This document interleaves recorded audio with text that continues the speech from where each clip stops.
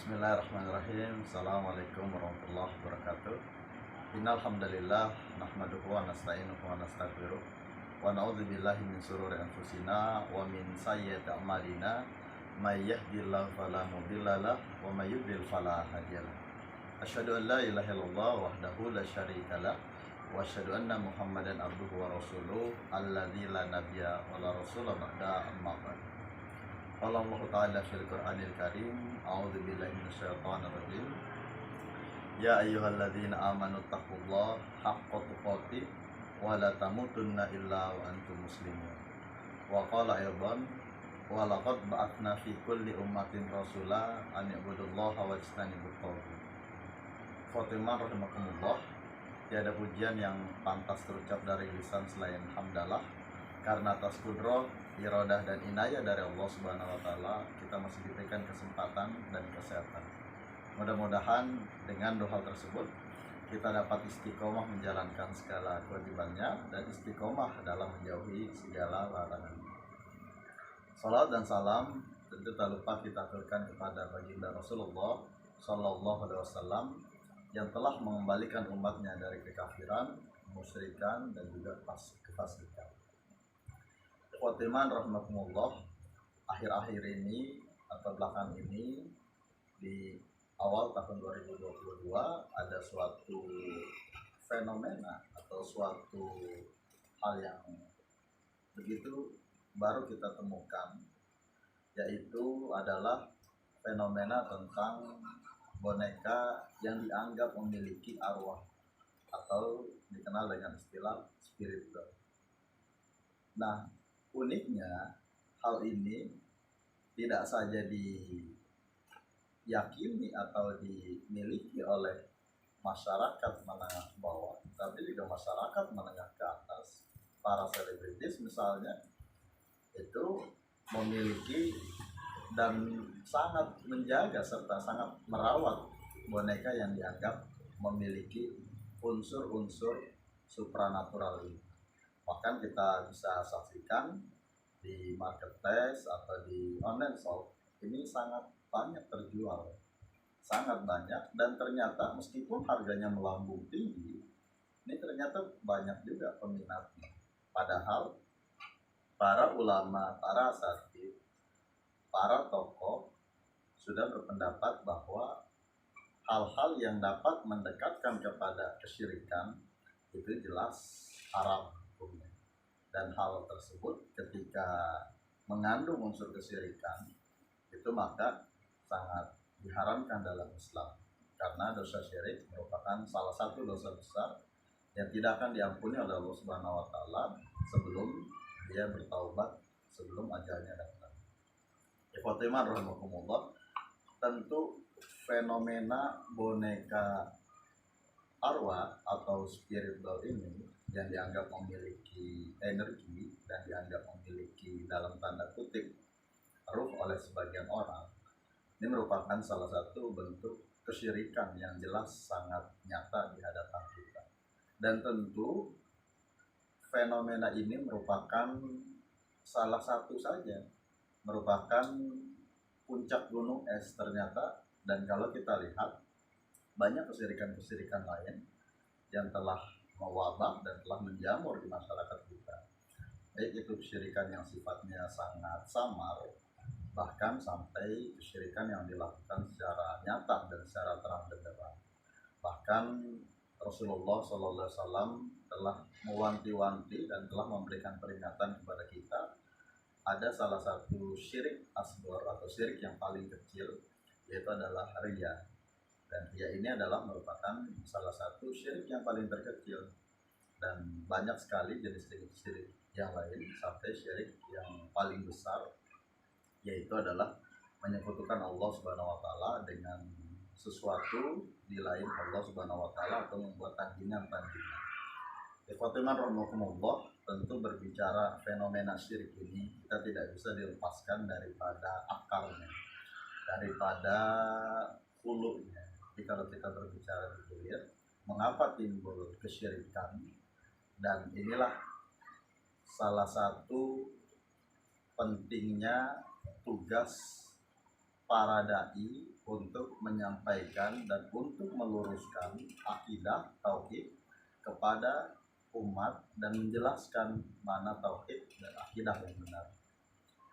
Dan meluruskan tauhid ini, meluruskan akidah ini, ternyata kalau kita lihat dalam Al-Quran, dalam As-Sunnah, dan juga dalam sirah-sirah para nabi, ini merupakan misi utama dari para nabi dan rasul. Para nabi dan rasul yang diutus oleh Allah ke muka bumi, terutama para rasul yang mengemban misi dakwah, memiliki tugas yang sama, walaupun masing-masing memiliki ajaran yang mungkin sedikit berbeda, yaitu misalnya bagaimana tentang sholat, tentang puasa, yang tentu praktiknya ataupun kaifiatnya sedikit berbeda, meskipun pokoknya adalah sama. Tetapi misi dari para nabi dan rasul ini diutus ke muka bumi adalah untuk mengajak manusia, yaitu kepada ketauhidan, serta menjauhkan manusia daripada kesyirikan, termasuk diantaranya adalah tauhid, hal-hal yang dianggap dapat menandingi keesaan dan kekuasaan Allah Subhanahu wa Ta'ala. Sehingga dalam Al-Quran Allah menyampaikan, walaqad ba'atsna fi kulli ummatin rasulan an ibudullaha wajtanibut taghut, yaitu kami telah mengutus rasul pada setiap umat untuk mengajak umatnya menyembah Allah Subhanahu wa Ta'ala. Tidak ada sesembahan yang berhak disembah selain Allah Subhanahu wa Ta'ala, dan menjauhkan umat manusia daripada taghut. Yaitu sesuatu, taghut ini adalah sesuatu yang dapat mendorong manusia kepada hal-hal yang berbau kesyirikan tentunya, serta hal-hal lain, yaitu dalam artian luas adalah sesuatu yang dapat dianggap sebagai sekutu atau dianggap sebagai tandingan bagi Allah Subhanahu wa Ta'ala. Ternyata mengapa para nabi dan para rasul diutus ke muka bumi, salah satunya adalah untuk menyampaikan risalah tauhid, untuk meluruskan akidah umat. Karena ternyata kalau kita berbicara dalam sejarah perbandingan agama, telah terjadi benalu-benalu dan telah terjadi parasit-parasit, di mana benalu-benalu tersebut dan parasit-parasit tersebut pada akhirnya dapat merusak kemurnian ajaran Islam itu sendiri.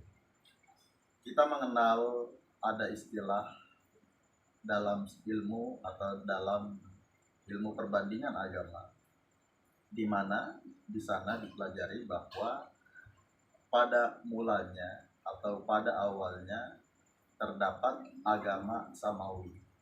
Nah, ada perbedaan nanti antara agama Samawi dengan agama Ardi. Agama Samawi atau yang dikenal dengan istilah agama langit adalah agama yang langsung bersumber dan langsung diberikan wahyu oleh Allah Subhanahu wa Ta'ala melalui malaikat Jibril kepada para nabi dan rasul. Agama Samawi ini pada dasarnya adalah Islam, Yahudi, dan Nasrani.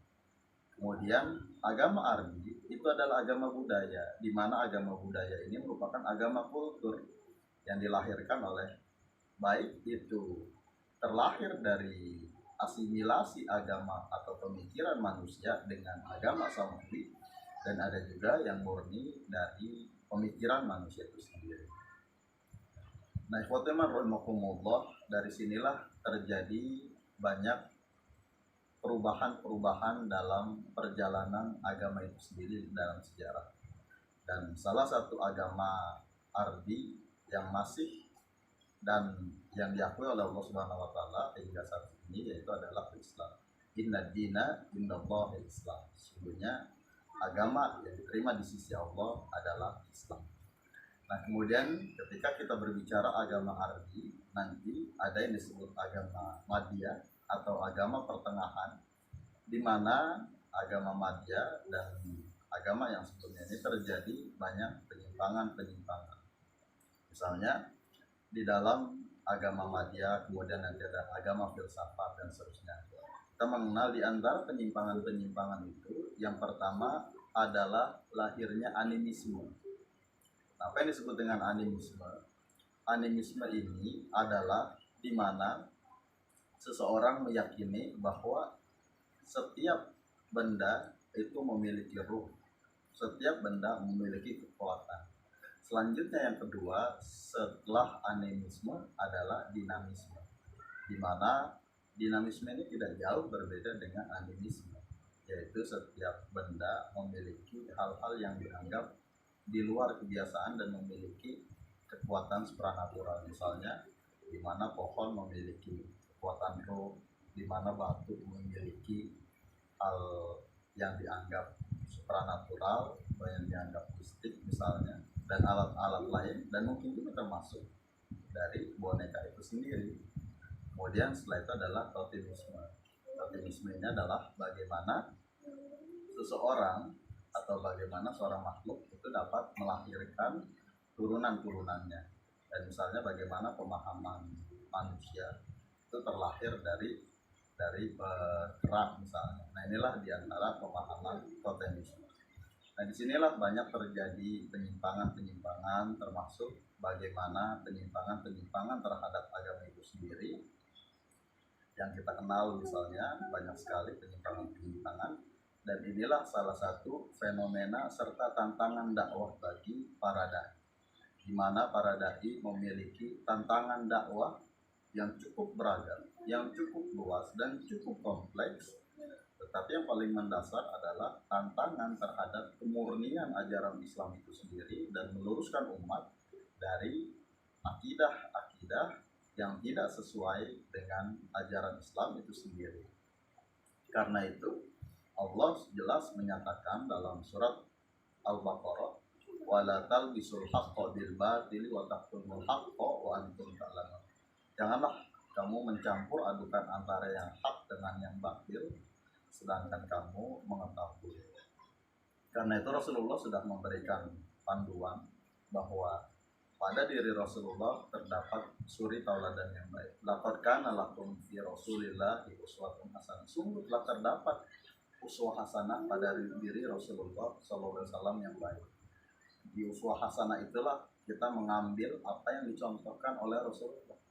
Sebagaimana dalam ayat lain juga dinyatakan, wa ma'atakumur rasulu fakhuzuhu wa manahakum anhu fantahu. Apa-apa yang didapatkan, didatangkan atau yang bersumber dari Rasulullah, maka ambillah. Sementara wa manahakum anhu fantahu. Sementara apa yang dilarang oleh Rasulullah, fantahu, maka tinggalkanlah. Begitupun hal-hal lain, apalagi ketika berbicara akidah, tentu akidah kita adalah akidah yang lurus, yang jauh dari kesyirikan itu sendiri. Dan inilah yang diharapkan oleh Allah Subhanahu wa taala, bagaimana seorang muslim beriman kepada Allah Subhanahu wa taala tanpa dibarengi atau tanpa ada hal-hal yang dapat merusak amalan itu sendiri, yaitu berupa kesyirikan.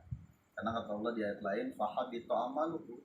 Ketika kesyirikan itu sudah ada, ketika kemusyrikan itu sudah terpatri dalam dirinya, maka sia-sialah seluruh amalnya. Padahal kita sebagai orang beriman memiliki derajat yang lebih tinggi ternyata dari para malaikat, sebagaimana Allah menyatakan dalam surat Al-Bainah ayat 7, innal ladzina amanu wa amilus solihati ulaika hum khairul bariyah. Jadi bahwasanya orang-orang beriman dan mengerjakan amal-amal soleh itulah sebaik-baiknya makhluk. Jadi kita harus berbangga, ternyata kita sebaik-baiknya makhluk dibandingkan makhluk-makhluk Allah yang lain. Khairul bariyah. Kemudian Allah menutup dengan jazaa'uhum inda rabbihim jannatu adnin tajri min tahtihal anhar khalidina fiha abada. Itulah balasan bagi Allah kepada orang-orang beriman, yaitu akan dimasukkan ke dalam surganya, di mana surga tersebut mengalir di bawahnya sungai-sungai, dan orang beriman dan mengerjakan amal soleh itu akan kekal di dalam surganya Allah Subhanahu wa taala. Semoga kita menjadi hamba-hamba Allah Subhanahu wa taala yang terlepas dari kemusyrikan, dari kesyirikan, dan kita menjadi khairul bariyah, yaitu menjadi sebaik-baiknya makhluk, bukan syarrul bariyah. atau sejelek-jeleknya makhluk. Mudah-mudahan apa yang kami sampaikan dalam tafsir singkat ini bermanfaat, dan mohon maaf apabila ada kekurangan dan kata-kata yang tidak pada tempatnya. Aqulu qouli hadza astaghfirullah li wa lakum. Rabbana atina fid dunya hasanah wa fil akhirati hasanah wa qina adzabannar. Walhamdulillahirabbil alamin. Wassalamualaikum warahmatullahi wabarakatuh.